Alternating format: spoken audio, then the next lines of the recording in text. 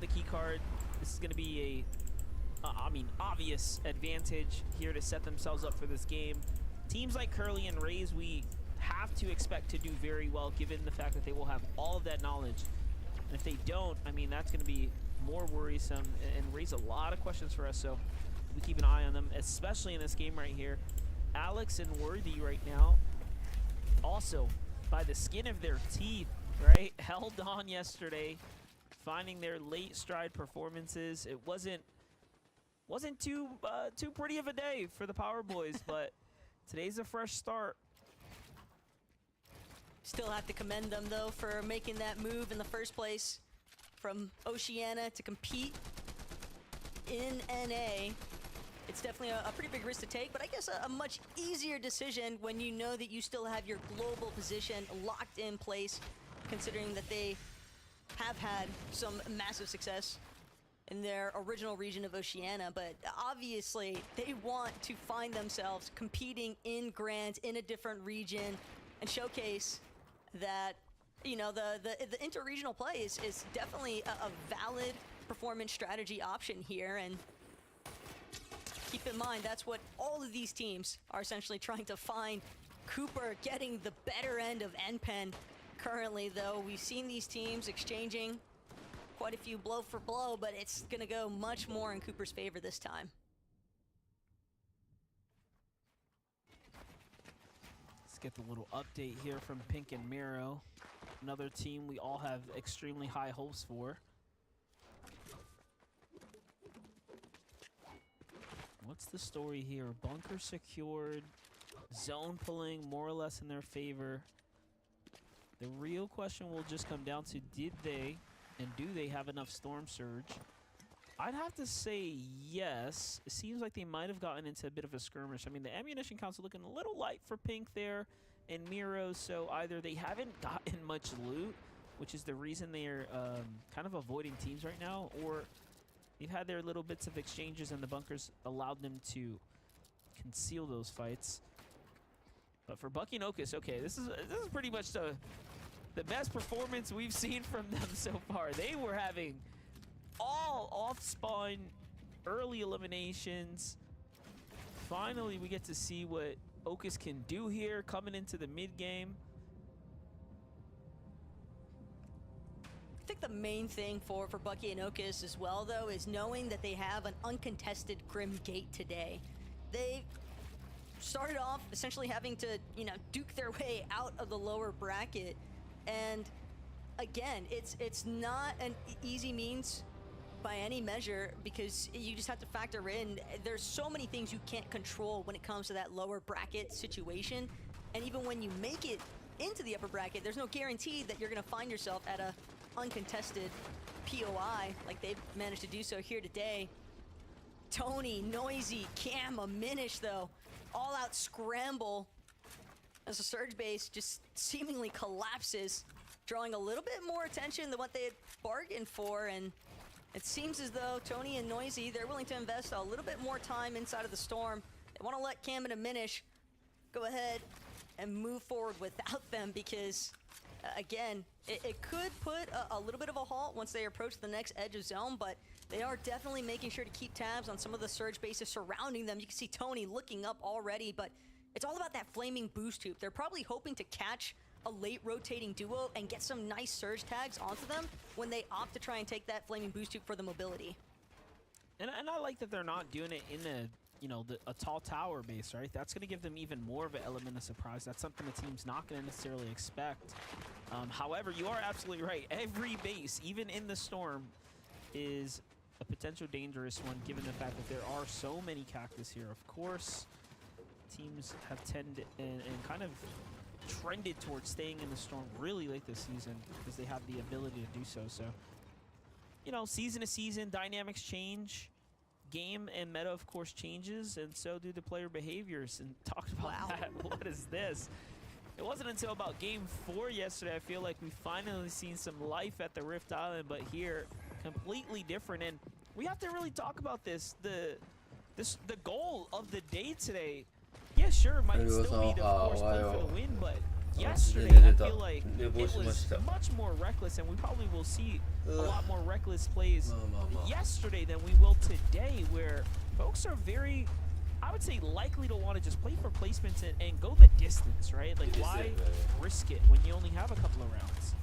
Yeah, that's the main difference maker, is that you only have those 3 matches to work with, and essentially, Victory Royales, they don't auto-qualify you to grands like they have been for the past couple of days, but winning in a 3-game format, it does basically ensure that you are probably going to make it in that top 25. Yeah. You get high ground, you pop off, you are basically it. Like, let's be honest, you should be able to have enough by the end of it.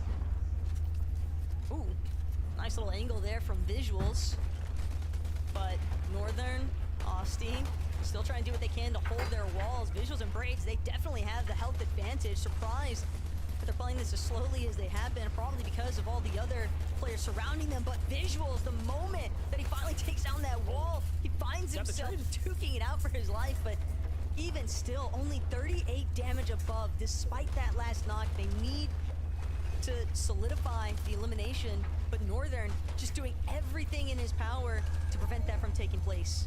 Yeah, and someone else is in here. Northern and Team Austin, and all of a sudden now Braid says, hey, wait a second, we have the advantage here, and jumps down and gets the eliminations there. And just like that, they are right back in the game. Everyone here on the Rift Island, by the way, is hearing this go down, but they have their own problems. Roxanne here has Day and Sprite right above them, but Day and Sprite seems like they want nothing to do with this here. They double back down into their lower layer here and likely feel good about their Storm Surge situation, so they're gonna have to play, of course, to position themselves up effectively here in the moments to come. And talk about teams positioning up, we just caught a little glimpse of Raze and Curly, whom we know have the data, know where the zones are going. 俺途中から見てるよね。若干遅れたからサベイたちしてんのかなこれ。誰か Day though, ずっと as 見れ soon て as る that 人 surge 指導し threshold came into effect, and he realizes sitting 200 below, he's got to make something happen here.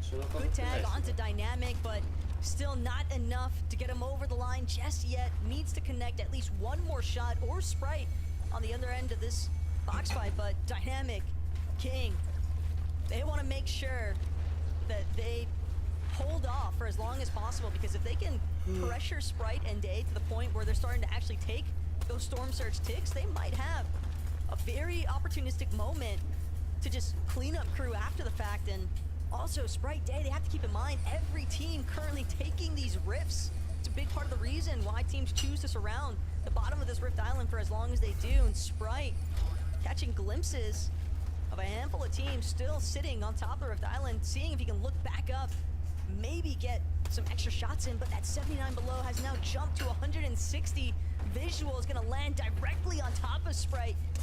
He's in a current box right now, but his Nuka-Cola has been expended. His health is depleting rapidly. He's gonna rift out for emergency measures, but the question is, can he even touch back to the ground in time to try and get those final shots through? Day's gonna get knocked in the process, but the desperation is just not gonna make it work. And Visuals and Braids now getting all the benefits of those two players' leftover resources. And Sprite did miss those shots right there when Visuals was landing down, so that is totally on them right there. And you know what? Visual and Braids really needed those tags. You can see they are only 30 above where they need to be right now. On the other side, fights continuing to unfold right here. Tyler going head-to-head against NPen and Pump, and it is not looking good. Curve is going to be one of the first to fall here in this crazy battle that's happening right now. You know what? I'm starting to think now. I want to update on Okus and Bucky. Uncontested. Can they make it through the mid and early games, right? They're right there in the distance, faced up. I wonder how they're going to figure out how to play Surge. Because there's teams right now that, because of the fact today they're uncontested, I mean, do they even have a strategy, right? When you're highly contested off the drop, you don't get to play into those mid and late games. I mean, it makes a big difference. You don't really get to warm up to it. Take a look at this, Taco. This is how it all unfolded. NPen and Pump just had timing here. Honestly, being the third party onto Curve. It's so unfortunate though for Curve, because at that point you're just scrambling to escape, and next thing you know, completely プレイあれ separate か duo プレイなってた in the builds behind you. But again, right place, right time. Even if it's not necessarily intentional, if it works at this stage. And yeah, to kind of continue that Bucky and Oka's conversation, I do think that teams that are uncontested in general have had the vast majority of success so far this weekend. And again, even though victory round doesn't necessarily guarantee you, but it basically does for grand finals, I think that Bucky and Oka's, they've been having to deal with a very contested Grim Gate for the most part. And so with it being left open now, wouldn't be surprised to maybe even see them potentially return to their strategy of trying to take over the Rift Island. Essentially, we saw plenty of teams that were up there earlier on during the 4th zone, so it could be a prime option for duos that are looking for both more materials and just opportunities to exchange for damage. Alex and Worthy on the move right now. The first to go for the rotate here on the outside. Excellent spot to be in right now, as they have a bit of the advantage over the players here to come, and it's somewhat of a natural funnel as well. Instead of sticking around, they want to get straight into the new zone. Gonna go with the extra launch pad or crash pad right there. Ooh, but his teammate left behind. Someone shot the extra one out, so now they're split here. Take a look at Vino and Click. Hey. Finding Victor in the sky. Ooh. It's like you get excited when you know the focal points on Venom, but seeing Victor get punished. It's part of the risk involved though when you're opting to use those crash pads. Sometimes you do get that extra hang time that you aren't necessarily hoping for. And now looking at Vert and Keon, 28 below though. They just need one shot, and Keon's gonna find it right in the nick of time onto Vorteca and immediately close off his builds and just sit tight for the moment. But even at 147 above MDF, that is not enough to stay safe. They're both more than aware of the fact that they're gonna need to get some more damage done before they find themselves underneath that threshold one more time. Yeah, we've been here before. We definitely know that this is not going to hold up.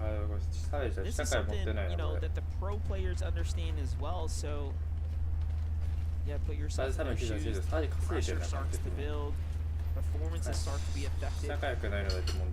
Mongrel, Mr. Savage, being uncontested, have given them probably a lot more room to breathe here for today. And I feel like it's basically locking it in the bag, but again, they have to put up the performances. So far, they've noticed that they're in the mid game here, but Mr. Savage is pretty hurt, so a couple things are going to have to line up for them if they want to see the top 10 at least. Big names I'm seeing alive right now. Clicks still in the game. Curly still in the game. Team Baka in the game. Kanata here, positioned up. Crashback comes out. They don't have to jump down into that low ravine here. They get straight into a solid position, and honestly above the congested areas down low. This is even smarter to stay elevated right now. We have seen a lot of teams find a good amount of success kind of spending more time in that mid-ground to secondary height tier, because keep in mind, the high ground, it can become so incredibly risky and problematic because of these crash pads. You never know when a team is going to try to overthrow your position on height, and yeah, Bucky, Okis, they've got it for the time being, but what they don't have is the damage that they need. 76 below the damage threshold, and the problem, Okis doesn't have a heavy fire rate weapon. All he's got is this Enforcer AR, so every shot counts, his ammunition count as well, running incredibly low. It might only be a matter of time before this duo is forced to drop to the low ground, but that's not eliminated outright. Pars with the shots overhead. He was just rotating off of the crash pad, and then Pars and Baka just completely play spoiler to everything that Bucky and Okis had going on. Can we just talk about how one person took both of their healths below 25 with a rotation play? That is just, I don't know what else to say. I'll let the chat decide. we move on. Miro and Pink have a game to play right now. We're in the end game now officially, folks. Top 20, 18th here, 15th in top 10, just around the corner. And look at how many names you are looking at in the distance here. There are a lot of teams in the mid ground right now. Not many on the low ground, which is crazy to see how many players are actually trying to go for the win. This is different than my expectations. I'll tell you that right now. I expected more players to be playing ultimate low, trying to stretch it out. And instead, it seems like we got players trying to see if there's a chance, a glimmer of hope for height. Right now, Clicks, he just wants a glimmer of hope to survive and get these placements online because Venno, already having been eliminated, it's going to leave Clicks to fend for himself. We've seen him in these solo opportunities in the past, even dealing with Baka and Par single-handedly yesterday, but now there's more to focus on than just those two alone. He's done a nice job, though, at trying to find an isolated position, just staying wary, head on a swivel, looking every which way. Clicks, the moment that he is forced to try and drop another layer down, Nuka-Cola is going to be the next thing to go, but 3 medkits. He could potentially just look for all that placement play right here, MDF, with the heal up, Curly and Raze. Height completely under their control, and keep in mind, that's one of our forecast tower teams. That's right. We may have called it a little early to keep focus on them because they're doing what we wanted to see a team with the forecast tower do, and that is perform very, very well. You don't have an excuse. You have all the information in the world to do it. For Power, Alex, and Worthy, they still have a lot of gas in the tank here. Matt's looking decent, and you know what? I'm getting real 2019 Fortnite vibes right now. When second height looks like low ground, you know players are really getting into the mud here. Chaos Gaming and Chance, one of the only teams down low. They have 8 eliminations. It makes sense. You have Mongrel down here as well. Mr. Savage down comes Clicks as well. So teams are starting to funnel their way down lower and lower. I can see a little bit of out there. They're not too healthy, but look at this. The fight breaks out. Chaos takes down Mr. Savage there and gets to pick up all the mats here. This is going to help stretch it out even further. And then on the high ground, there's an entire fight going down. So if you blinked, you missed it. But it's a back and forth. Pink, he's going to be the lone counterpart left over from that exchange. But the damage may have already been done. Pink still managing to hold high ground for a moment, but he will be forced to drop. Only has a handful of builds left over. Raze and Curly, though, they were hoping to try and maintain that elevated position for the duration of this match. Instead, it's going to be Pink now all the way down to low ground. Tries to sit inside the cone, but it's not going to work out. Completely taken out by Worthy.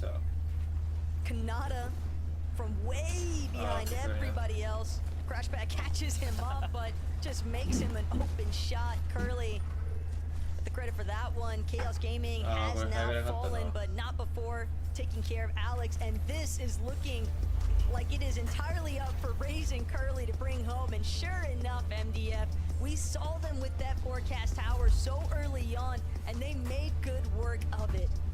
That is how you play a game right there. Curly and Raze putting on a performance of a career for themselves right there. Well played for them to take a victory royale in the first game of our showcase of what North America has to bring to the table here as we start gearing up for grand finals. Respect to WTG, or WTJ boys, Raze and Curly here. Take a look at this from their perspective.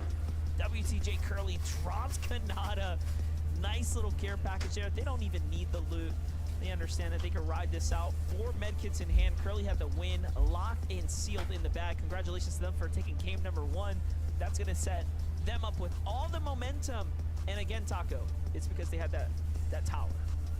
Yeah, I mean, it just becomes substantially easier to try and play your own game when you have knowledge of all those feature zones. But still, massive shout out to Curly and Raze for winning lobby number 1. We'll see what happens with all the action right after this short break.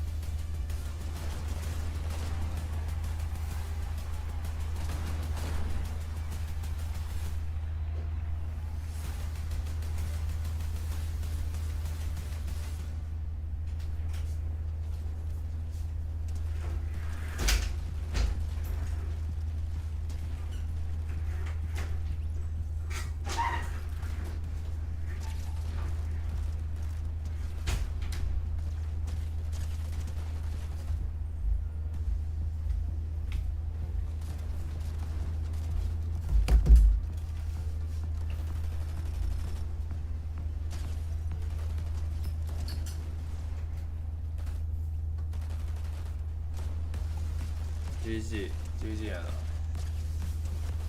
サベたちいけそうやな、やっぱ。あと2試合直せばちょっとでも全然いける。マジで頑張ってほしい。あとはあいつらが行かれへんように祈る。エッチーとレースが行けへんように祈るだけやな。行ったらあとエピックオイルマズが通ることとね。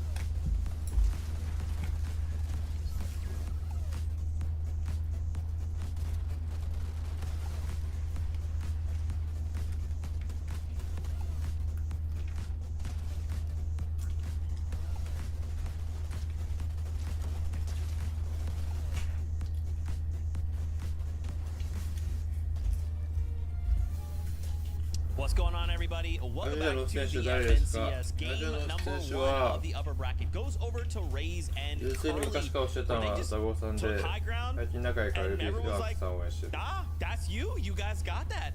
And the only people to even try was Pink and Miro for like a moment, and yet Raze and Curly just managed to just push everyone else off and just say, game number 1, that's us. Yeah, huge from Raze and Curly right there, you know, specifically because that was the conversation that we were having before the games even started. There was, were people going to go ahead and contest for the higher ground, since, you know, higher ground is associated with winning games. And yeah, winning a game does get you enough points to pretty much qualify you for the grand finals anyway, but you don't necessarily need to win a game to qualify for a grand final. So no surprise there, Kelly, to only actually see one team really contest it. Yeah, and they did such a good job with it too, being able to kind of punish Pink and Miro that are trying to steal height away from them. And you know, they had a pretty good performance in the lower bracket yesterday, getting a top 10 performance, so it's not too much of a surprise to see Raze and Curly, who have actually performed in Major 2 as well, making it to the grand finals, perform once again here. Yeah, I like it. I like it. Let's go back to Pink and Miro, right? Again, only being the ones that decided, Curly, Raze, we're not just going to give this to you for free.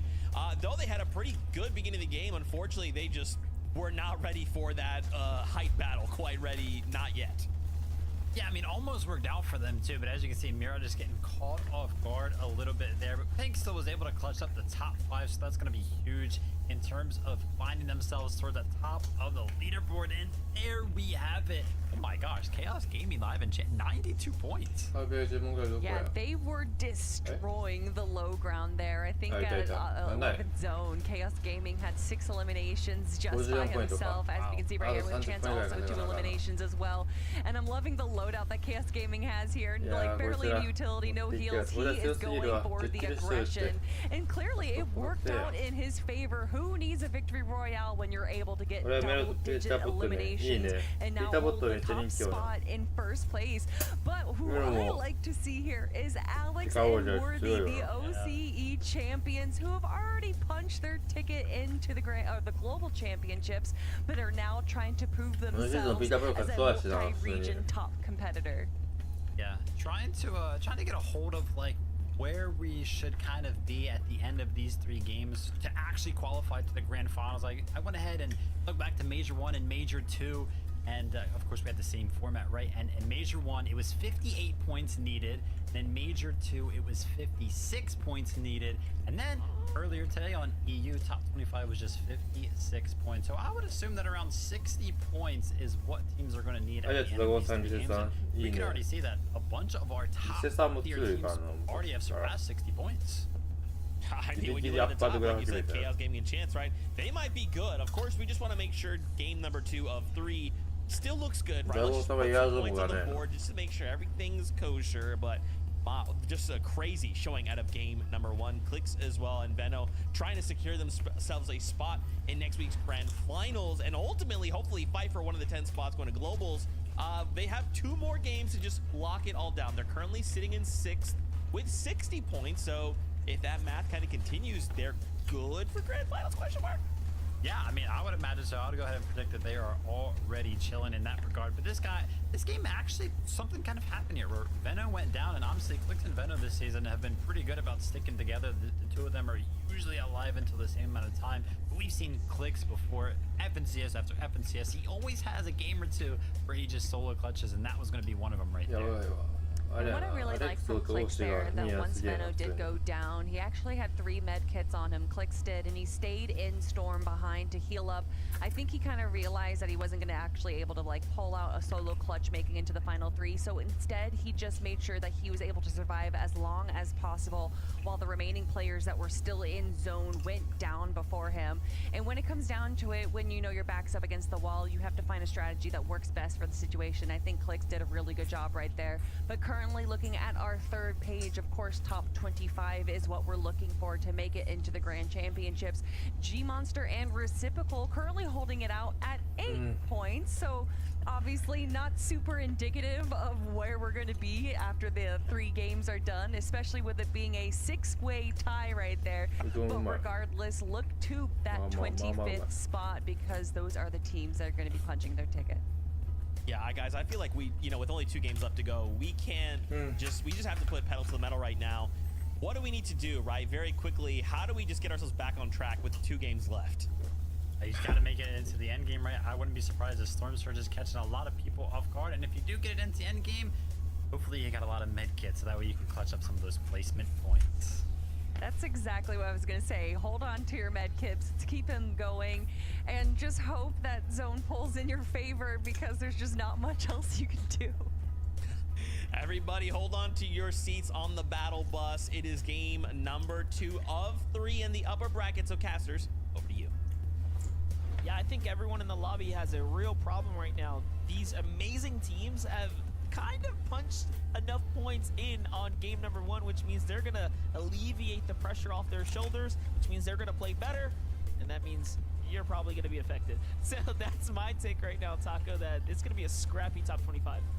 Yeah, you would have to expect as much at least, but then again, one of the teams I was really excited to see hanging out in that 10th place position, Yapko and Quanti, because they are definitely staking out the fact that, hey, if we're going for these early contested fights, we got to make sure that we do something with it after we win, and a 9th place finish with 4 eliminations is definitely the right foot to start on. I think a lot of teams that are in that top 10 leaderboard currently definitely going to be feeling so much more confident moving forward, but for everybody else, MDF, it's definitely going to be a pretty big scramble, because you only have 2 more matches to try and get into that top 25. Yeah, you highlighted just one of the highly contested duos. We'll see who else is going to be contested this game. Let's jump into game number 2.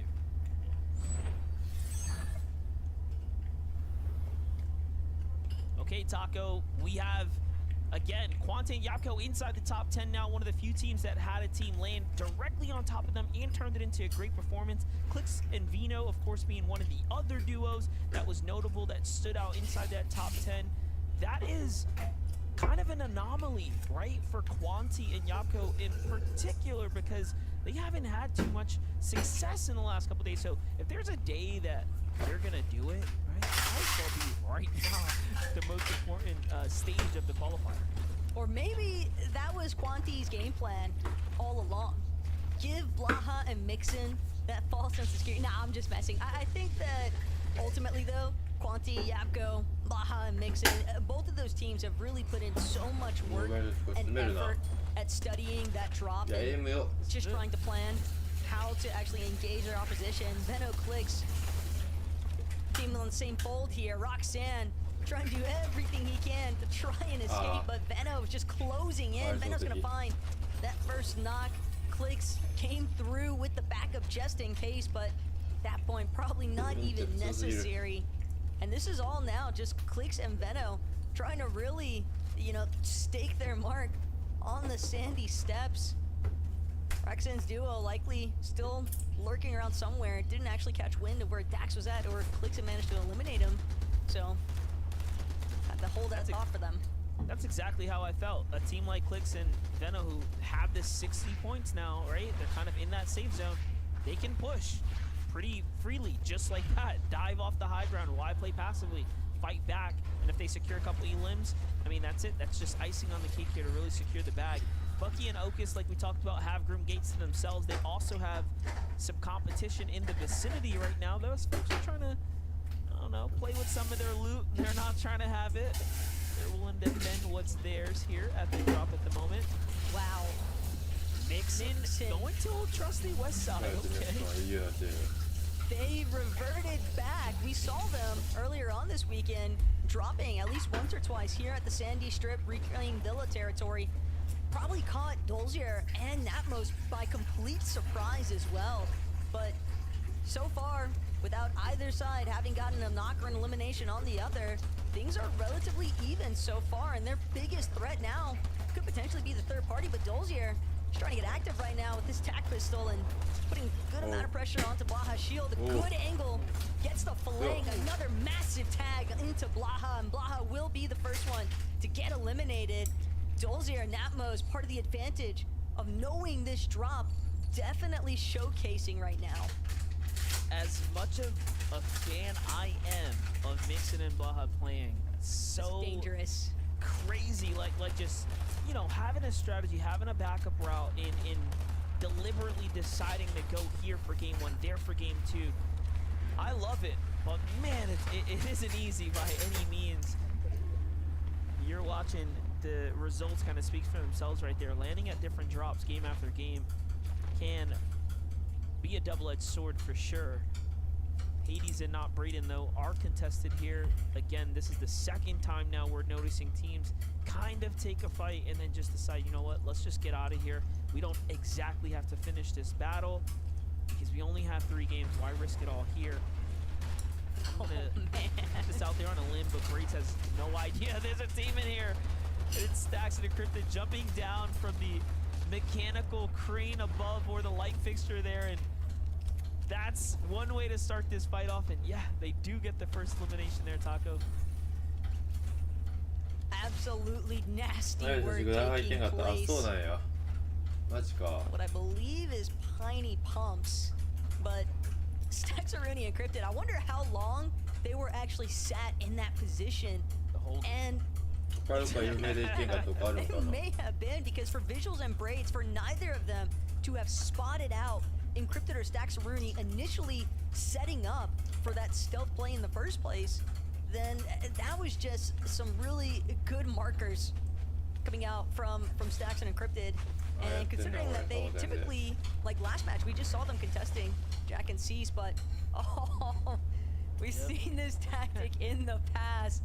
As if it's almost as if Noxie and Crisp, they're like, hey, we know that we're having to deal with some bloated surge damage threshold numbers, so why not inflate it ourselves? Where's the player camera of burst here? We need it. That is dastardly work onto Verse, man. It almost feels like a Mercy elimination now at this point. But Noxie and Crisp are definitely, they've got some nice damage step padding going on after that one. Hey, let's look at the bright side, you know? Plenty of time to get the reboot card, right? Because they were holding him alive still, so the timer doesn't start until he gets fully finished. Ooh, first placed game 1 winners. Chanson, or not game 1 winners, but Chanson Chaos Gaming here. Broken apart a bit.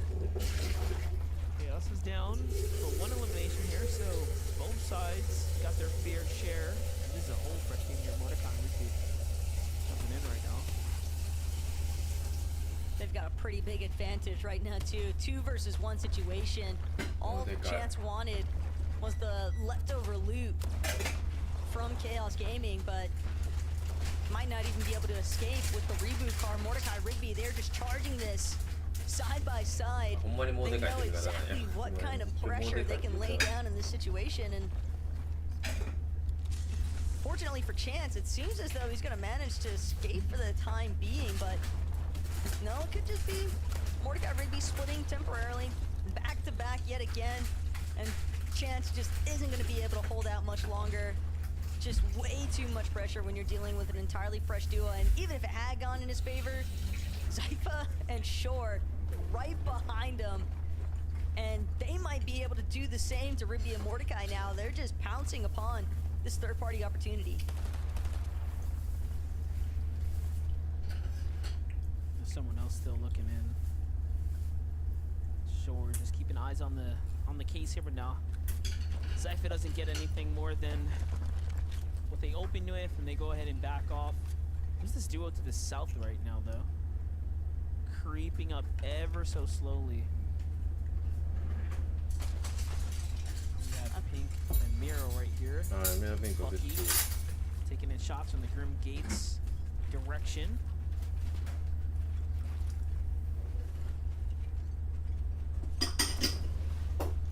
Miro and Pink right now.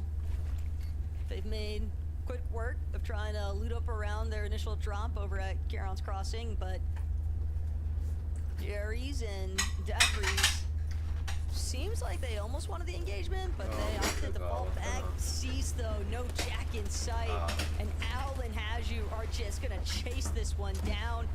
They don't even care how much time they have to expend. They want to make it quick though, but Cease, he's doing everything in his power to try and delay this one, wants to make it look unappealing, and sure enough, Owl, Haju, actually opting to fall back for the time being. I mean, when you're this far north though, MDF, you don't really want to waste too much time, because you know, with the zone pulling even further south, you're already going to be behind the curve as far as dealing with teams that are already situated in more ideal positioning, because the Slurp Cactuses are going to be a problem with those surge bases surrounding them, and not only that, but just making sure that you get above that damage threshold in the first place. Yeah, I was seeing Cease's HP just fly up, so I already knew that he was already kind of recovering. I think it's a good call to back off there if you're the duo, but Paco, Vorteca, big fight happening right now. Not looking good here at the Red Line Rig. There's another team third partying from the outskirts, and then of course just a very intense battle head-to-head here, and it's not looking good for Paco right now as the pressure's coming in. This is DKV, one of those duos coming straight out of the lower brackets from yesterday, here to make a showing for themselves, and they're doing just that. They're at a whopping 72 points right now, so really putting up the performances here, showing folks what they have to bring to the competition here. Meanwhile, you have WCJ Sid on top. Sid trying to see what he can find. Look at the split angle approach though. Sid on one end, Nerface a completely separate. So they had the front and back covered. It all comes down to who's going to be able to get the opening shot. But Sid, recognizing the fact that DK has split just enough from Ian, this could be the prime opportunity that Sid's been crouching around waiting for. Thinks about it and finally opens up with the shot. Hunter's DMR going to connect for a big 62 here. Nerface still looking to apply even more pressure from that opposite end. They have the height advantage, but at the same time, DK, Ian, they've got enough shield resources to recuperate what was lost there for DK, but it seems as though Nerface and Sid, they're a little bit more intent on just trying to stake out whether or not is this the team that's controlling the Machinist Medallion currently, because that's the big reason why you'd want to be a Red Line Rig in the first place. Dan's front right now. A full head-to-head date, again jumping into the box of another player. We have just continued to see him be pretty aggressive. Last time it didn't work out too well in his favor as he was under the surge this go around. A lot earlier of a battle here in Zone 3. And this is a fight for the Cactus. Very, very interesting fight we see breaking out right there. But that is one way to, isolate a team, right? If you know the captain's already see the base, it's very likely that there's a player or two inside of it. Curly and Raze are game 1 winners. Actually, playing as a solo right now. WTJ Curly on the move here. Yeah, a little bit of trouble in paradise. Reckless Railways maybe heating up faster than Curly and Raze had been anticipating, considering that they like to drop a little bit further north of Reckless, more towards a split between Cemetery and Forest Station. So the fact is, they've been completely halted, and Curly, keep in mind, so far this weekend in the upper bracket, 10 out of 11 games have been won by uncontested duos, Raze and Curly being one of them. And now, knowing that Curly is going to have to go on a recovery tour to bring Raze back into this match, the one safety net, or silver lining I should say, that he's got going for him is the fact that they did win Game 1 MBF, so not exactly threatened as far as their position on that top 25 for the leaderboard, but still, it probably feels nice to garner that experience and really build confidence and momentum heading into next week for Grand Finals, because you have to remember that as far as Curly is concerned, his first ever FNCS Finals was last major, and they placed 35th, so he's really just, I think, looking for those metrics of improvement at this point. Hey, well, look, we're here to witness the journey for Curly and the boys here. Back-to-back FNCS Finals is nothing to overlook. This is the start of something great, but a lot of action unfolding here. Vino and Clicks on the move here, deciding, hey, let's not go towards Miro in pink. That might be a little bit problematic later on. They go for more of a different direction there, and they land directly into another fight. So both sides are in what seems to be a bit of a standoff on the other side of the wall here. Soneto and DeQuinted. Very familiar team here. Miro just sizing things up, trying to see if they're going to step to the wall. But of course, there's no reason for Soneto to do it just yet. Instead, Pink and Miro want to push this fight here, going for the extra tags. Those whites right there is going to tell them everything they need to know, and the fact that they maintain control of the cactus here. They'll likely be looking to full key this here shortly. They're checking their flank right now. Meanwhile, Vino and Clicks in a very contentious battle, and Vino falls again. This time, way earlier than before, not successfully making it to the end game. But Clicks, he could come up massive here. Sigma is so incredibly low.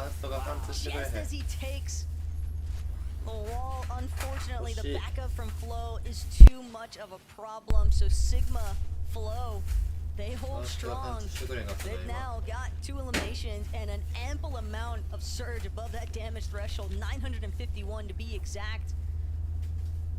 Almost makes you wonder how Clicks and Veno even wind up in that sort of position in the first place. Definitely some early game woes likely taking place closer towards that Sandy Steps area. But we'll just have to see how they perform in game 3. Try and make up and recover from it. Keep in mind their game 1 was relatively solid, so that they should still be in a relatively strong spot for that top 25. But Yapko, Quanti, game 1, they made it count for making it off spawn early on. This time, we know they didn't have to deal with Baha and Mixon at least, since they opted to drop on the opposite end of that southern side of the map. And now for Yapko to not have Quanti with them, it is going to put a lot more pressure on his shoulders, as Reciprocal and G-Monster trying to deal with the likes of Bucky and Okus. And sure enough, they've got some additional helping hands off the rest of the lobby. Teams fighting inside of the storm just draws the attention for all the players already situated inside, and Ozone Lawrence as well. Waited inside, and Ozone Lawrence as well, as Reciprocal and G-Monster trying to deal with the likes of Bucky and Okus. And sure enough, they've got some additional helping hands off the rest of the lobby. Teams fighting inside. Yep, seems like G-Money, Reciprocal, not really liking their situation. They go for the first early disengage. Someone was obviously rewarded those elimination credits as well, so the information is in. Meanwhile, it's a little update here for Paper and Victor. Still upset we didn't get to see the reaction of Victor getting drop kicked by Vino. He crash batted across in game 1, but here we have it.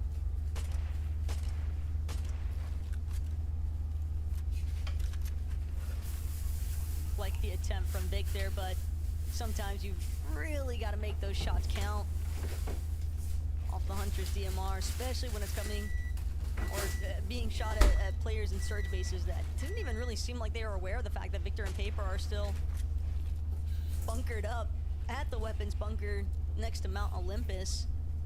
But depending on where this zone pulls, Victor and Paper, they could have a pretty big elevation advantage over the rest of the lobby here, MDF. So I'll check back in with them later, see just how far they end up moving from where they were last seen.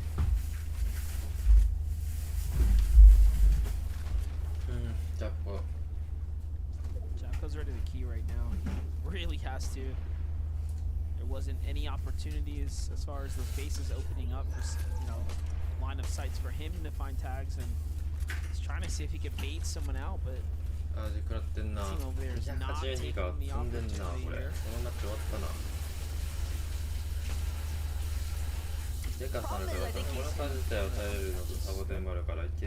I think that he's trying to make it not seem obvious how desperate his situation actually is for Surge, and not only that, but he's about to use his last shield potion.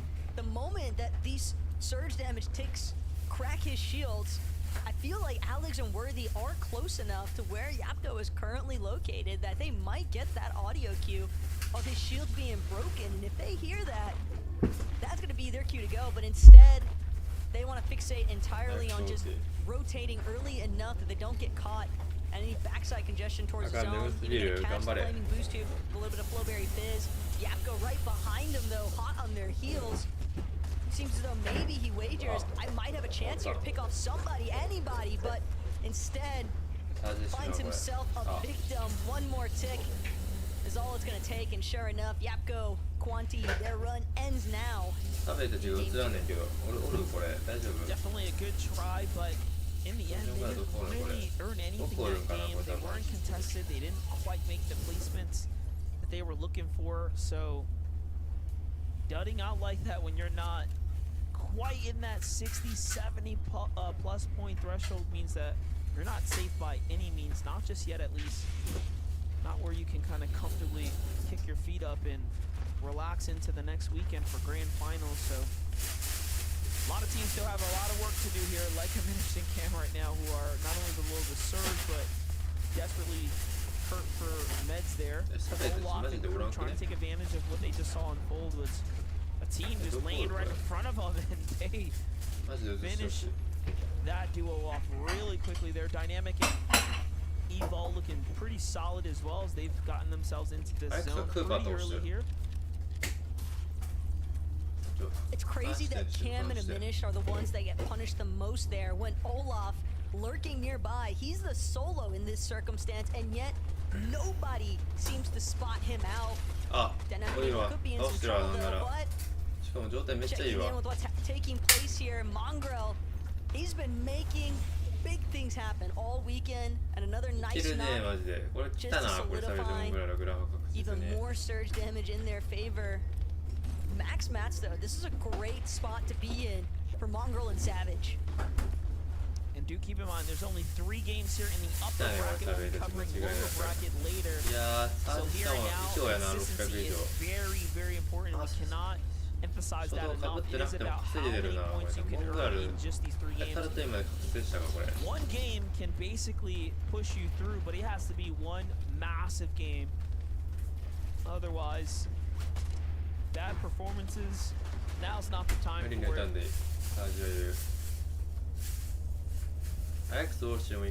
Well, like Mongrel and Savage were taking note of the team up on height. Seemed like it might have been Bert and Kylie who were in a side mountain base there, but Cooper, Kanata, they've got a slightly isolated position, just kind of keeping tabs on everyone surrounding them. You can see Paper and Victor off in the distance as well. Oceana directly in front of where Cooper and Kanata are at. They've spotted brick bots, but whether or not they actually want to push it. And Victor and Paper, we saw they had such good positioning early on. They've got 2 eliminations still for Victor, and only 144 above, despite some of the successful moments that we have witnessed from this duo in this secondary match. マジみんな手のひら返しくるんくるんやろこんなマジで早いもんぐらいで解散しろやもん俺らもマジで解散戦で正解やったで前週のあんだけボロボロやったのにすげえわ floorboards there, and they've given them all the room in the world here to make a rotate here coming up shortly. But still a concerning position to be in. Just a little bit above this. サイジャちゃんこの試合トップ15とか入ってあとプラス1キルか2キルできたらもう確定かな。スワニアの武士からトップ15はまあモンクラのまた倒してるわ。モンクラ強くね。何があった？ Just kind of skirting around, a little bit of a dead side zone rotate there. But yeah, Vert and Kylie on the high ground back to low, but again, the crash pad making it a little bit easier for these teams in terms of their mobility options. Pump though, as a solo, no M-Pen, and incredibly low as far as that surge damage is concerned. Only 5 above. He's got to find a big shot. He needs a refresh in general for being realistic here, MDF, but finding that as a solo is so incredibly difficult. Maybe if he hangs more towards the backside of zone, he might be able to catch someone who's trailing a little bit behind, but at the same time, he's got to act fast because now he's just fluctuating between being over and under that certain threshold, and there are a lot of teams surrounding him. Yeah, we're talking about in a meta where everyone's so used to having at least Flowberry Fizz to work with, so he's just gonna have a straight vanilla rotate there to come. Meanwhile, Pump's being targeted by the Storm Surge right now. He's gonna go for the med kit in hopes to secure some placement points here, but I don't know how far that's gonna take him. I'll be honest here. There's a player right there. This might be his best bet. 2 tags is really all you need with that DMR to stay in the game. That might have been his main chance there. He's just drifting further and further away from where he needs to be. Mid-ground has caught wind of where he's located, forced him to drop to ultimate low. Kind of just lurking, hoping anybody gives him a freebie, but even if he finds it, MDF, at this point, I don't even think he'll have a real opportunity to heal, and that's only if there even is any worthwhile loot from whoever he manages to drop. Jumps immediately into the next player's box he can find, but before he gets an opportunity to get a shot off, it is wraps for his run here in lobby number 2. Kingling and Silic though, they've got Cooper off guard. Those crash pads are so vicious for giving you that overhead shot advantage. Meanwhile, Mongrel, Mr. Savage playing up for the high ground right now. They take advantage of Cooper's and Kanada's demise there from those tags coming across, and they have themselves quite the base here. Now, this is a fragile hold, however, it still is a high ground spot.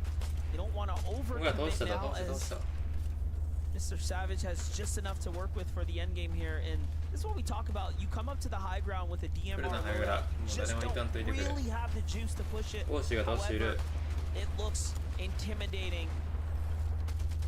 But the height advantage may be all that's necessary. Victor trying to see if he can make a chop happen. I'm right there with you though, not having that suppressive fire to actually put pressure onto the secondary height, onto those mid-ground layers. It's like only a matter of time. The teams to crash that up. Bert, Kylie, they seem to be one of the first to do it. Paper right beside him. Kylie though, getting kind of shredded. The moment he goes up, that's going to be an instantaneous drop back down, but Paper and Victor have successfully overthrown Savage and Mongrel for the high ground.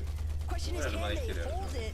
Going to be forced to keep things moving forward. Victor clipped a little bit on his dissension back down. Vert trying to look every which way to see if he can get a piece out of Paper, but instead tagged up by Victor. Kylie doing what he can to try and reunite with his duo, but gets knocked the moment that he goes for that drop to the low ground. I love how Bert was actually tracking that as well, and look, while all that was happening, Mongrel and Mr. Savage no longer seem to be in the lobby, so as we approach the top 6 right here, a name that I'm seeing pop up once again is Curly. Up in this end game right now, just playing fantastic Fortnite right now. Meanwhile, Cirque and Havoc here jumping their way up into this conversation here. From a bad game 1 to a fantastic top 5 game number 2, and drop statics there as well, and still looking to fight for it. Curly is a solo HVAC. is taken out there, so no havoc here to back up. Surge has to play around the outskirts. Can he get into the zone in time? He does fall there shortly, but Paper and Victor are just tearing it up from up above, and this should be the solidifying game now to send them to the grand finals here. This is looking all Paper and Victor's game to win. Seek the last solo, but there's nothing he can do when dealing with the likes of Paper and Victor.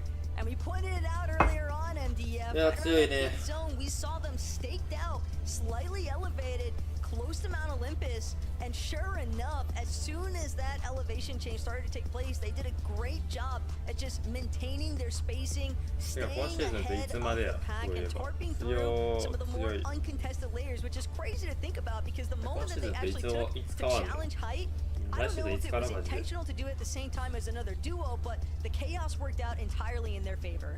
Yeah, I think they have plans to do so right before that. Remember, they were the team that broke the builds on Mongrel and Mr. Savage just moments ago. So as they were trying to set up, that other team kind of landed above them. It was Vert and company. He was, you know, kind of throwing their game plan off. And I think that worked out perfectly for them because it allowed them to kind of hold back for a second, see what was unfolding, and look, it turned into a Victor Royale. Victor can't break a smile, gotta stay in character.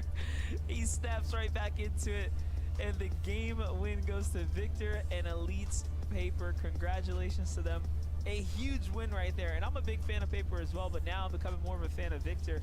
Keep those cameras coming. We love seeing the reactions, so give us a moment. We're gonna simmer down for a second. When we come back, we'll have those standings.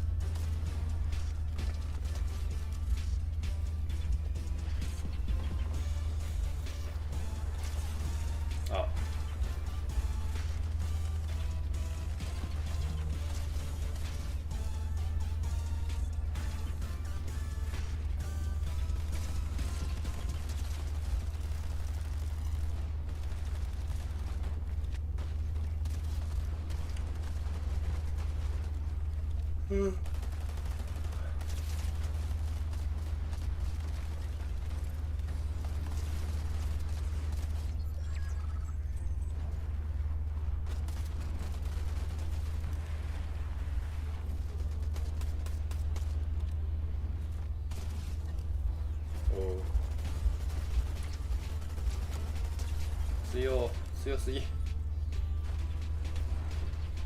どうしろこいつら。 What's going on, everybody? Welcome back to the FNCS game number 2 of the upper bracket. And it was, in fact, a doozy. Paper and Victor, after a crazy back and forth on height, where duos actually decided we're going to fight for the high ground. We're going to do this. We're going to contest Mongrel and Mr. Savage up on height. But Paper and Victor walk away in control of the high ground and ultimately walk away with a victory royale.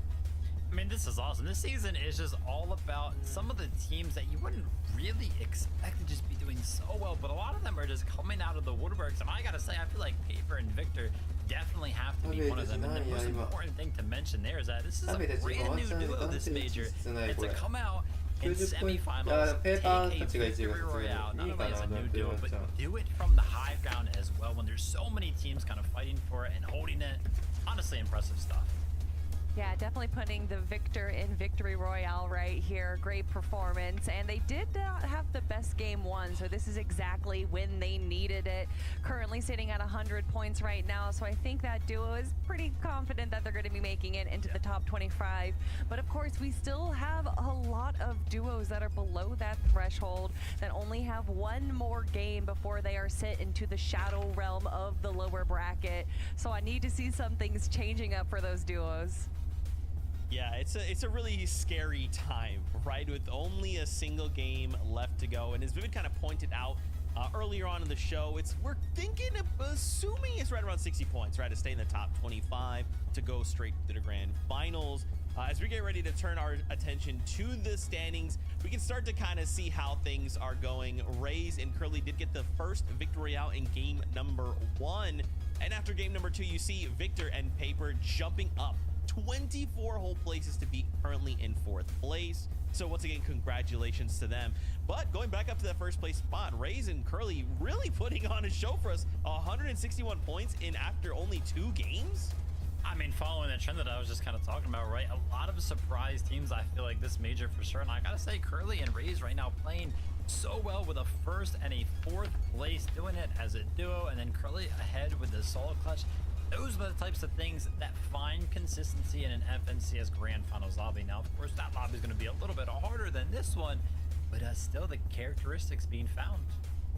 Yeah, no, and especially the fact that they're landing all the way over onto the northeastern side of the map, and they're having kind of these like unfavorable zone pulls. The fact that they're able to do these rotations and make sure that they're able to make it into the end game every single time, especially when it's the south side of the map that seems to be getting some favorable pulls, where we obviously know a lot of duos are trying to hold out the last bastion.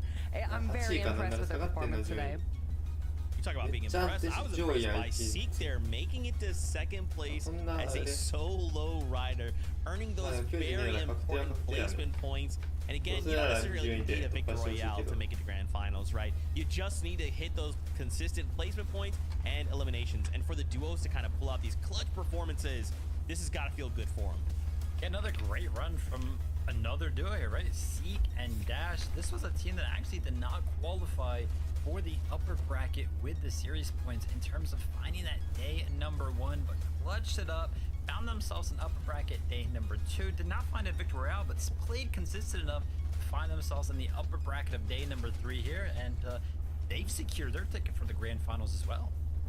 Yeah, definitely. We talked a little bit about them yesterday as well, seeing as how they ended up the lower bracket in 3rd place. Seek and Dash, 2 incredible competitors that have been competing in Fortnite since 2019 and joining up together at the start of this year. Obviously having a great performance with a new duo. It's always good to see that, and certainly good to see them sitting at 100 points right now, well above what we predict for our threshold. But I want to see the 2nd and 3rd page of our standings. Thank you, production, because what I noticed that I know a lot of people are probably a little worried about is Clicks and Veno dropping down 8 placements in game 2.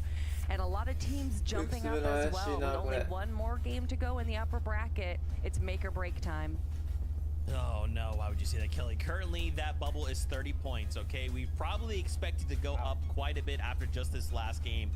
But again, nothing is set in stone, right? Any one of these duos, even outside of the top 25, could have an amazing game, get a victory royale, get 5 eliminations, and suddenly they're in that top 25. So anything can still happen.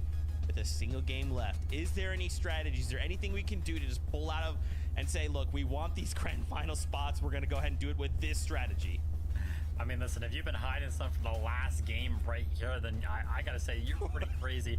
But I won't lie, 30 points after game number 2, I wouldn't be surprised if it's actually lower than that 60 points that we already initially talked about. But that makes sense, though, because a lot of our teams towards the upper end are playing pretty consistently right now and stealing a lot of those points away. I mean, change some things up, although we are seeing a set lobby, and typically we see people change their drop spots when they don't know exactly who they're going to be going up against. I think now is when they need to be changing up some of their drop spots or going on the aggressive, doing something a little different, because clearly if you're in, you know, the bottom 25, whatever you're doing is not working, and a single good game with a handful of eliminations can easily bring you up into our top 20. That's right. It is that time. We got to go for broke to stay in the top 25 and go straight to grand finals. Otherwise, we're going to look to compete in that lower bracket where it's only the top 15 will move on. With that being said, the last game of the upper bracket starts right now. So, casters, over to you. Thank you, Zeke. And yeah, I was looking at the game 1, top 25. It was a huge tie with only 8 points and a marginal jump to 30 now. So we can't expect it to go much further, Taco. The points do seem to be spread out right around where we expect them.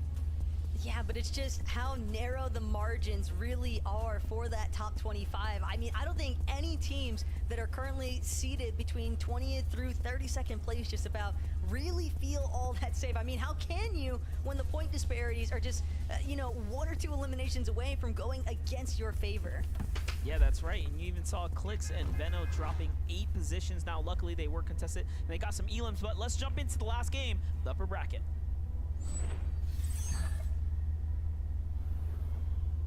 Here we have it, Taco. The final run for the upper bracket begins here and now, and then we'll see who will secure the lower games there shortly. But my oh my, already we've seen a couple heavy hitters make it through, and then there's some other notables that are still struggling here just a bit. Cease and Jack being some of them, Aiden Henry being a duo as well that we want to look out for, and it's not looking good for Cease right now. The foot starts off on the wrong side there, but both sides get a trade, so unfortunately for Jack, he can't stop this pickup here. Ooh, excellent job at least pinpointing exactly where the body's at. Oh yeah, he can for sure catch the audio cues here. That was his wall. He shoots the wrong body. It was the downed one he hit on near accident. Missing where Encrypted was due to all the foliage and furniture here. This is Jack's moment, though. He's got to close this one out, because keep in mind, Jack and Cease, they dropped about 8 spots. They are currently outside of that top 25 on their leaderboard. So if Jack goes down now, it is over for their upper bracket run. They're going to have to try and pull it off in the lower bracket for the top 15 instead. But Encrypted, he's had ample time now to go look for a little bit more loot, a little bit more resources. Seems as though he found some small shield potions or just a big shield potion along the way, because he's got that 50 shield to work with now, whereas he didn't before. But it might have just been a play for the reboot card outright. Encrypted even making sure to shoot out that crash pad that he used to rotate towards the reboot van. But look at this, more company has now joined the distance. Olaf and Larkos, they are charging the solo that they know is trying to make a play for this reboot van, and Jack might actually manage to escape this one with Cease's reboot card, because all of the focus, all of the pressure now being placed onto Encrypted, doing what he can to juke around inside of the bush, but he's had 0 time to gather that many mats, and Olaf, Larkos, credited with a singular elimination so far, just shut down Encrypted and Stax's upper bracket run here for game 3. All I can think about is, like, Jack was a decision away from Olaf saying, whoa, he's to our left? Yeah, drop him too. And he just held his guns for a moment there, and it ends up being a difference that at least he's still alive right now. Puts in Veno, still in this early game contested battle, goes their way. These very crucial points here swing them over the 72-point threshold, so they're in. I saw some words out there, people saying, oh, this person's throwing this duo. Nah, they did it. Clicks and Veno will be in the grand finals. Looks like they have secured themselves enough points here. so we can all settle down and lock in. Grand Final just got a little bit better. Yeah, but they're still trying to make it look as good as possible. All things considered, wouldn't be surprised if they're still aiming to see if they can find a Victory Royale on the weekend. But Quanti, Yapko, they've got way more placement points to work with in comparison to Blaha and Mixon. Blaha and Mixon, they're not trying to make it the end of the road, but it is for Blaha currently. Yapko, Quanti holding their ground here at Research. Rock and Mixon taken out as well. They moved all the way from Europe, went through the entire weekend just about dealing with semifinals, and they're left now hoping that they can make it work in the lower bracket, MDF. Otherwise, their hope for a grand finals here in NA is going to come to a close. Yeah, just tragic turn of events for them right now. They've been so exciting to watch play. We've seen absolute moments of greatness come out of them, but this weekend has been very, very difficult for them to perform to the expectations. Here we have Owl and Haju also trying to see what's been left behind here, which is it's probably a fair amount of loot, I have to assume, given the fact that Jack and Cease didn't really get to even finish their looting routes, and you know, Larkos and Olaf came in, so I like the ambush here, but I'm thinking Owl and Haju know something's up, so. You know, Olaf and Larkos may have also intentionally left some loot scattered around and not picked up anything, because obviously it just makes it all the better when you go for that bamboozle gameplay strategy, especially if you think, okay, well, not everything's been picked up here, but they recognize the fact that, yeah, no one's gonna come our way anytime soon. We're kind of just wasting too much time at this point, and you want to make sure that you have ample surge online, because that one elimination onto a relatively injured player is not going to be enough to carry you through that mid game, as we've already seen just how high up those surge number and the values in general tend to go. But Baka, Pars start things off typically at the ship at station, but currently on the outskirts, Pleasant Piazza. And I like this from Baka, going up towards the top of the hill now. Just going to use some of the natural terrain coverage to sit tight and kind of look back, wait for opportunities to see if they can pick off some teams as they rotate out of the Pleasant Piazza.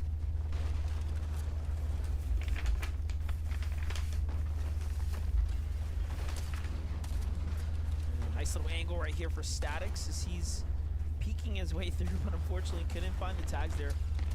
Still, nonetheless, game awareness on full effect right here, but walks into the web there. Dynamic and Evil end up catching him almost perfectly. Then he gets put to the flame there. For now, though, Evil gets traded out too, so it's not too pretty here.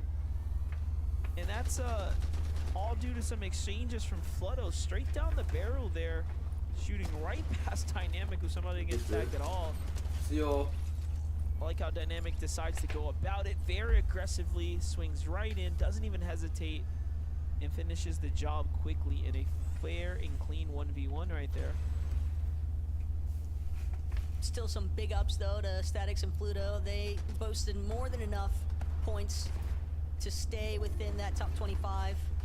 More on that later though, because Baka, Pars, they found the engagements they were kind of scoping out in the first place. Visuals knocked, floating around, but he's gonna find himself inside of Pars and Baka's box at this point. And Pars, Baka, they were just waiting, I think, to see whether or not Braids was gonna actually opt to try and come a little bit closer, but instead just so many duos surrounding Braids, actually gonna get eliminated by an entirely different team, that being Miro and Pink. So now for Pars and Baka, kind of got the concern, is there too many third-party circumstances that might come into play here? Are we really in a good position to keep this push going strong? And right now the answer seems to be yes. Pars going to the right side peak, but can't break through the wall just yet. Northern nearly eats a massive shotgun shot there, but thanks to Osty's quick reaction, it's going to come through in time and keep his duo safe. Still, some shield resources definitely being forcibly utilized. And Baka Pars, they seem relatively intent on trying to pick up another elimination or two. Shots come right from behind. Is that Pink and Miro again? It was Pink and Miro. There. Just playing absolutely ratty right now. And you know what? Pink and Miro need those points. I mean, I think they fell with 54 points out of game number 1, so already finding elimination right now. This is as pivotal as ever for Miro and Pink, so they have well, they're looking to be a lock already. They should be set. Pink and Miro are just, I think they're just doing this for the love of the game at this point. Well, Dan Sprite are right on that bubble line as well. And again, no one wants to be that team that falls a 50 in the 50s and have to hold your breath through the rounds here. We've seen some pretty miraculous plays from Day here today. Okus and Bucky earning 22 points after being uncontested, still miles ahead of any other performance we've seen them able to put up while having teams land on top of them. They can do this here and now with one end game, given that they have the foundation to work off of. It doesn't even have to be a big one. Just placements alone, a great placement game could be more than enough to go ahead and push them through. Vino and Clicks here. 8月2日で終わるんや。 A sticky situation, if you will. Up against DKV. DK has put up a fair number of eliminations here already.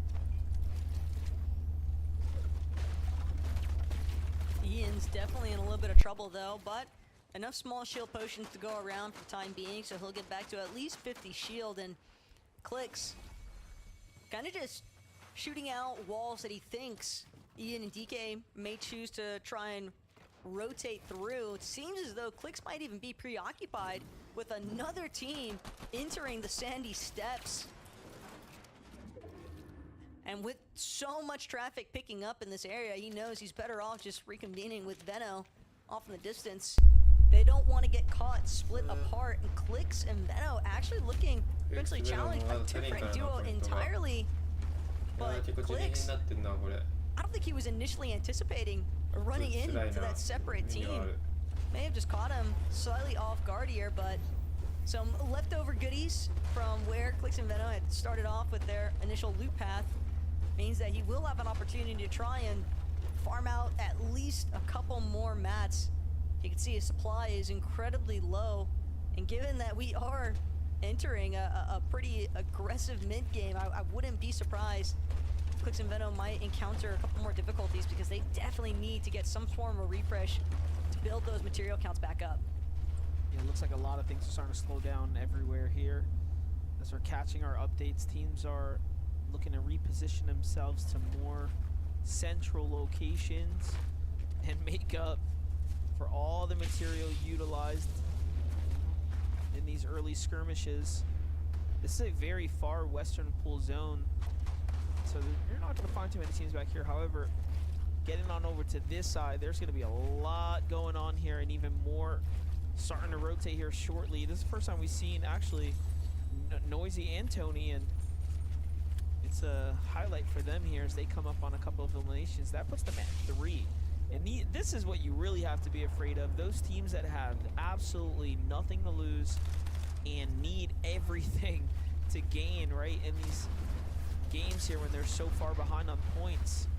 And they're doing it just like that with 3 elims, but Northern and Austin trying to put up the same type of performance as well.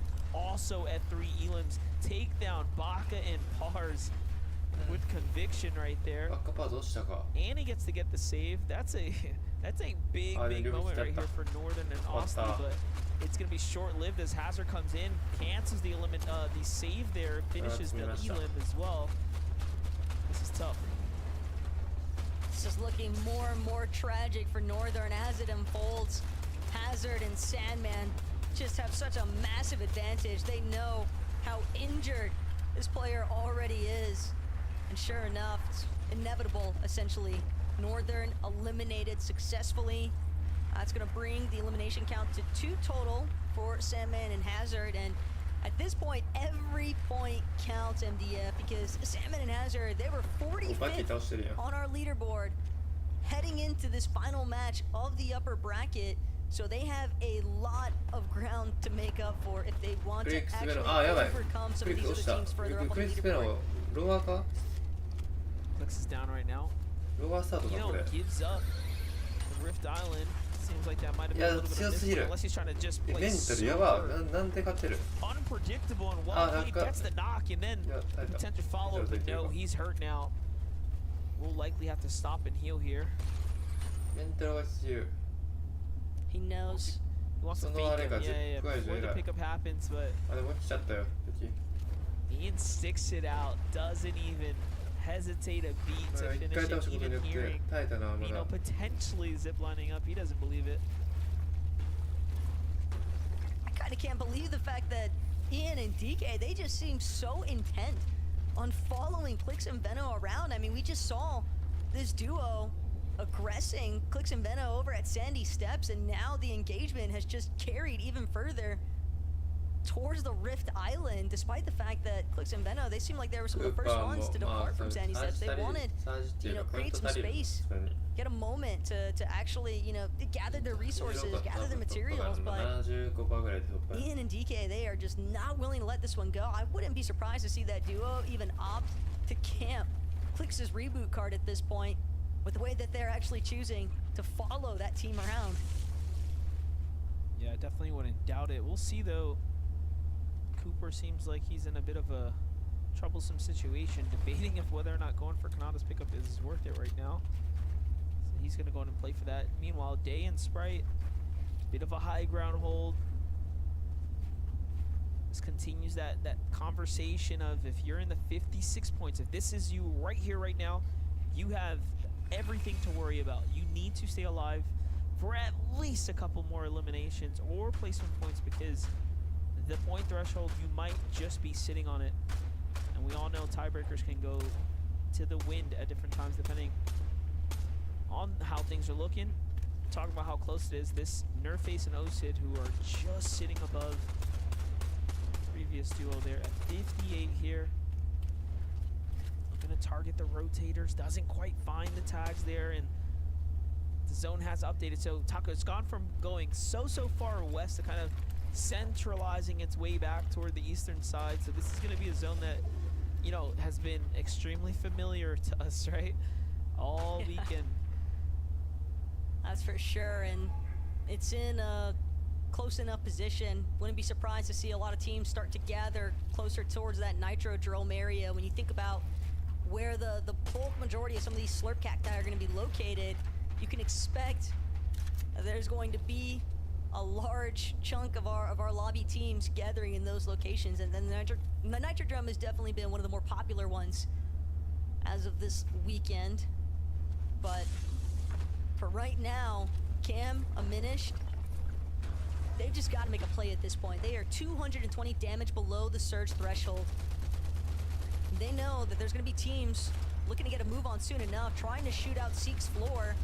Doesn't look like he's got Dash with him, and sure enough, Aminish, he's just going to take matters into his own hands, trying to get to the same layer that he just saw Seek on, but Seek still managing to create just a little bit more space away, but not good enough. Aminish finally gonna just Nitro shoulder bash through the wall, but it's actually gonna be Dequented, a different player entirely, that Cam and Aminish managed to find the elimination on. Yeah, they're moving. They're moving right now, willing to Nitro their way through the walls. They're bashing in. Very much playing offensively right now, but no, look. Still, it wasn't enough. They are still very much in a situation here.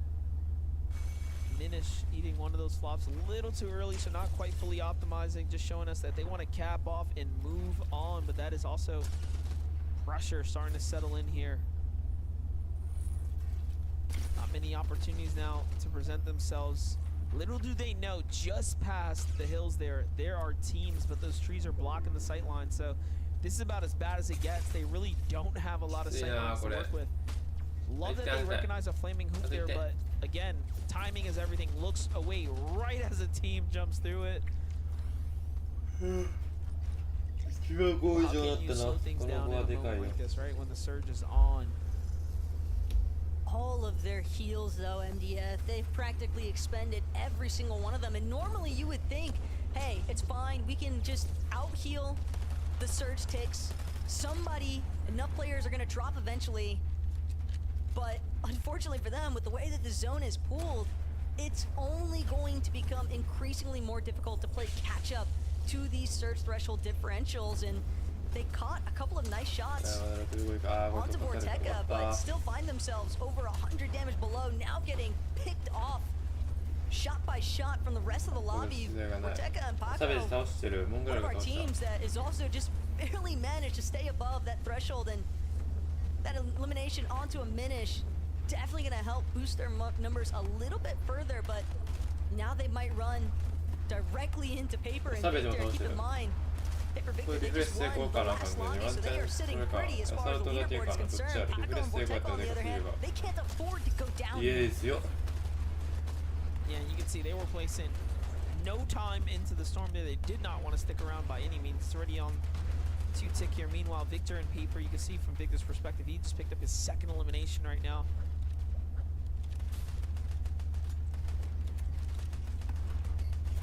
That is so tragic though, because rough estimates right now, you're needing about 50 points essentially to try and be considered safe for that top 25 of the upper bracket leaderboard. Granted, you still have that last chance opportunity in the lower bracket, but going from top 25 to top 15, the odds are only going to stack even more against your favor. I would expect MDF, so tough break there for Vorteca and Paco, and a big loot grab as well for Victor there. Saw him rocking that Machinist Mythic Combat Assault Rifle now, which means they likely even have control of that Machinist Medallion, so freebie 75 shield, 5-tick shield replenish every second. I can't imagine a better situation. This big rotate right here, nice and early as well. It's going to allow Mongrel and Mr. Savage to get right in position here. ベノは一人か。いや、ベノちょっとでも逃さないとあかん。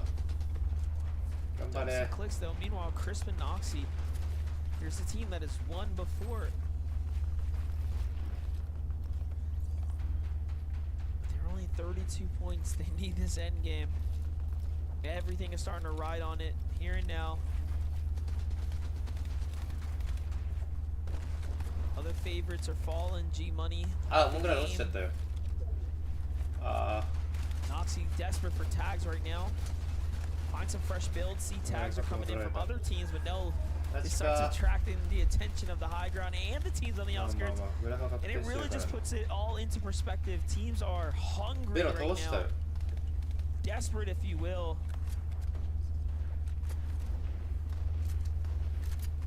Big play there from Beno, though. You can see him on the low ground, a little bit further away. He actually found a solo elimination onto Cam. Keep in mind, Diminish went down earlier to Victor and Paper, but Beno getting a nice refresh when he needs it most. Miro and Pink, on the other hand, 308 above. They've got more than enough points. So we know that this team is locked in for grand finals, but they want to lock in for a potential victory royale here.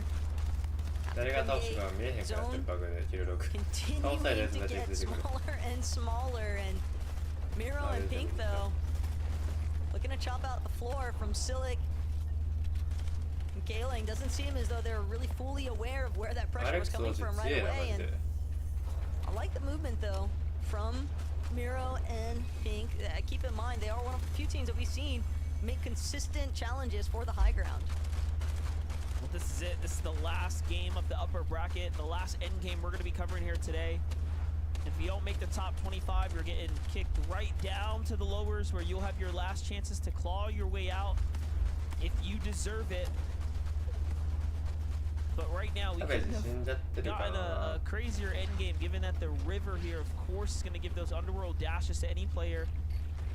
And every player should be trying to get their feet secured to at least pick up 3 dashes, which can work excellent in a head-to-head engagement, or the rotate, of course.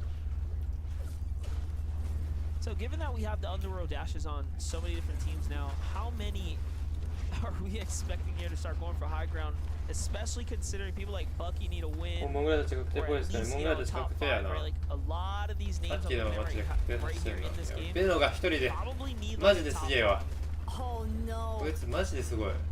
I was gonna say, Bucky and Oakis, they might have drawn too much attention on that crash pad, but right now, Vocal onto Venom. It's a knockout to Mordecai, despite all of the craziness taking place around him. Just another refresh to add to the count. いやベノ But すげえわマ no ジで。 shield really. Used the last of his Flowberry Fizz, at least has the Nitro splashes as his sense of mobility, but Bucky doesn't have Oakis next to him. Quanti picking off Oakis the moment that he went for that 結 crash 局有 pad 名どころ rotate. みんな確定 And から they バッ needed カパーツが right 怪 around しい 16, ぐらいか。 18 points if they wanted to get across that 50-point threshold. And so the pressure is on. The solo clutches have to come out.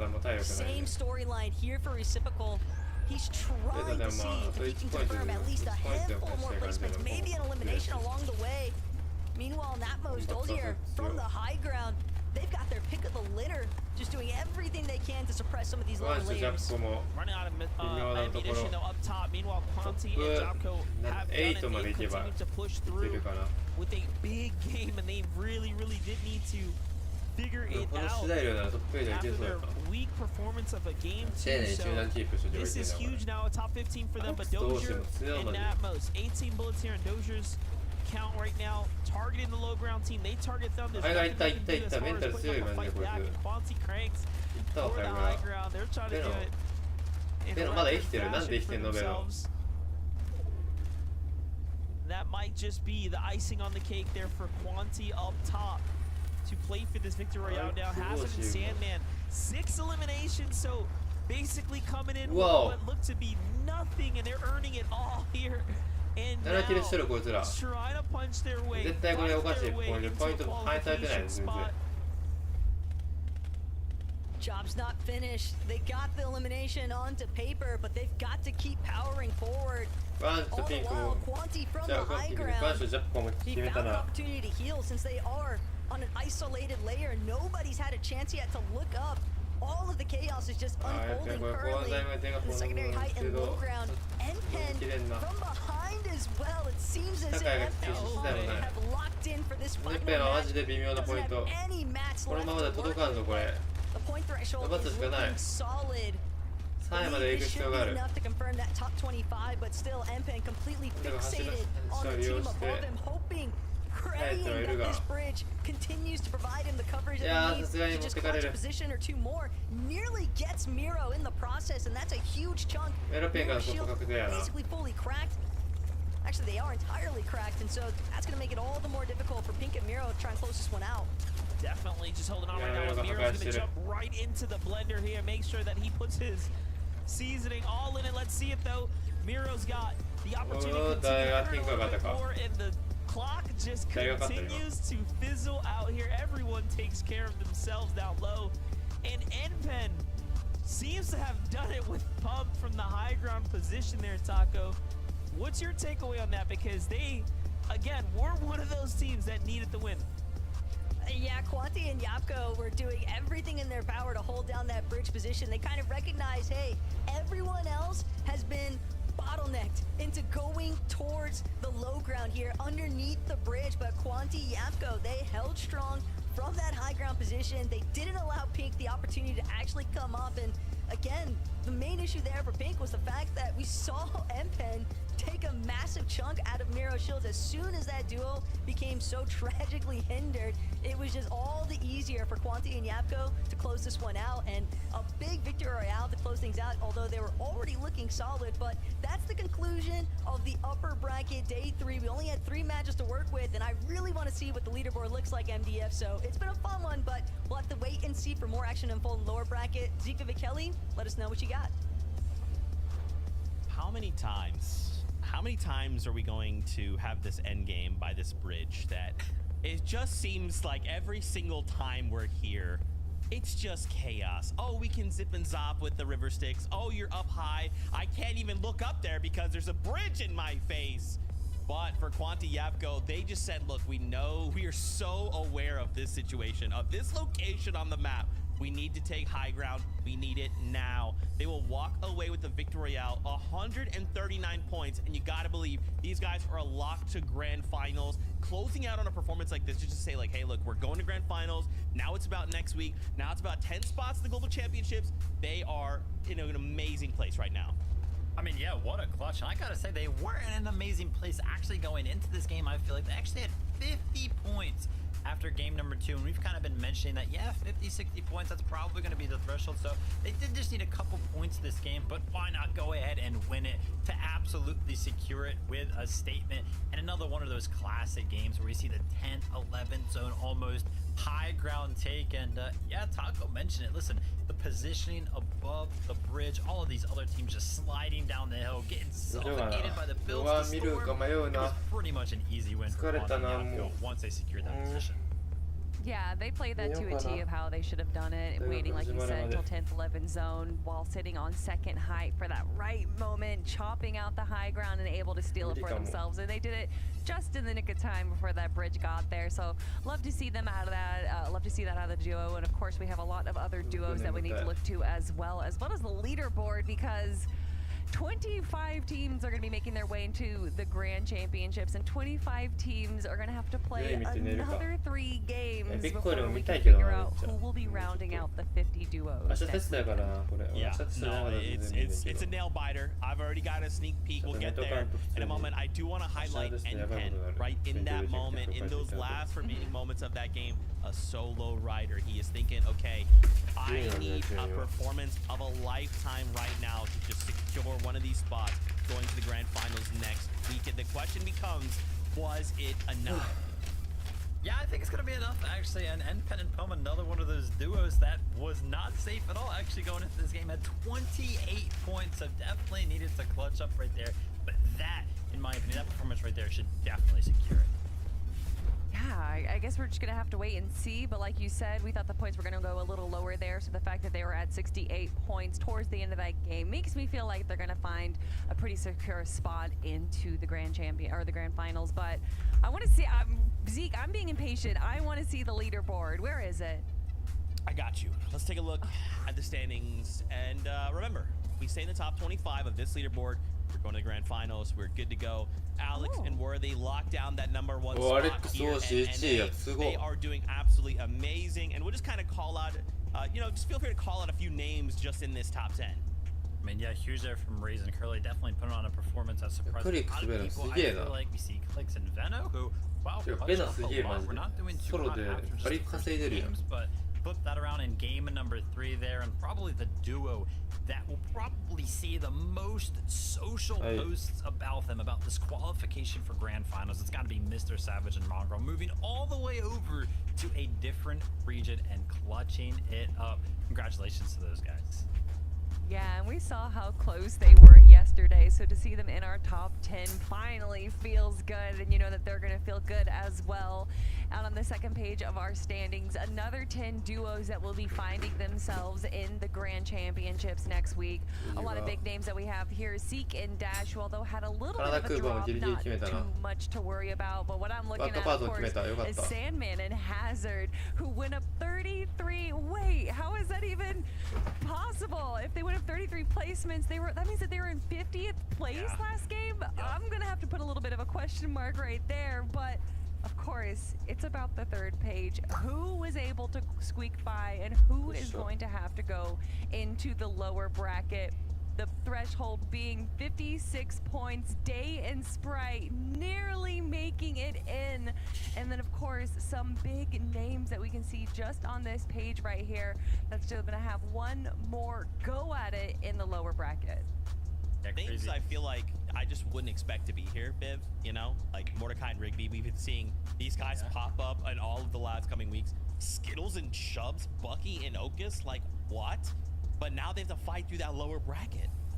Yeah, I mean, that's setting us up for a very strong lower bracket. We got to reset 3 new games for that, so it'll be awesome to kind of see how that. Boulder I gotta go ahead and mention. I gotta give some respect, a little bit more respect to Sandman and Hazard, right? Because you were kind of talking about it. There's a big question mark there. Yeah, they had 0 points going into game number 3. Yeah, so that was an incredible clutch from them to jump up into the top 25 right there. Of course, we do have to give a big shout out to Kanata and Cooper. They of course found themselves in the top 25, and that makes Kanata qualify now for every single FNCS Grand Finals. 23.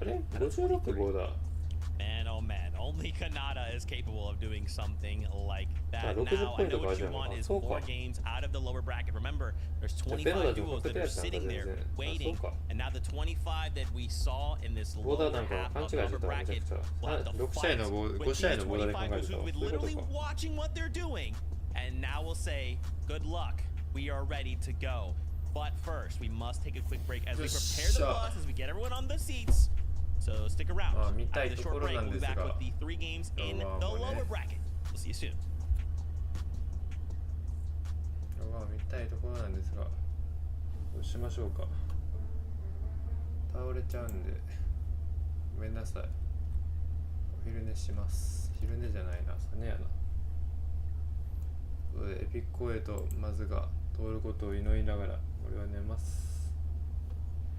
いやー、見る予定だったけどな、思ったより睡魔がね、取れないね。ということで、おやすみなさい。エピックオエまず撮っててほしいな。じゃあまたグラファの完成配信やるし、トップ5予想もやるんで、アジアの。よかったらチャンネル登録しといてね。じゃあねー。